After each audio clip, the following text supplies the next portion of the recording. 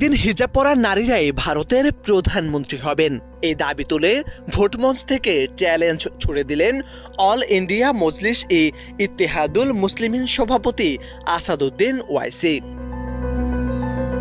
আগামী 15 জানুয়ারি ভারতের মহারাষ্ট্রে পৌরসভা নির্বাচন। এর আগে 11 জানুয়ারি রাজ্যটির সোলাপুরে সংখ্যালঘু অধ্যুষিত এলাকায় নির্বাচনী প্রচারে গিয়ে ওয়েসি বলেন, বিজেপি যে হিজাবকে ঘৃণা করে সেই হিজাব পরা নারীরাই একদিন ভারতের প্রধানমন্ত্রী হবেন। ভারতের সংবিধান সেই অধিকার দেয়। বিজেপির হিজাব বিরোধী অবস্থানের সমালোচনায় ওয়েসির এই বক্তব্য মুহূর্তেই সোশ্যাল মিডিয়া ও রাজনৈতিক অঙ্গনে তীব্র আলোচনার সৃষ্টি করেছে। ওয়েসি দাবি করেন, ভারতের সংবিধান যে কোনো নাগরিককে প্রধানমন্ত্রী হওয়ার অধিকার দেয়। তিনি হিজাব পরুন বা না পরুন। পাকিস্তানের সংবিধানের উদাহরণ টেনে তিনি বলেন, ওখানে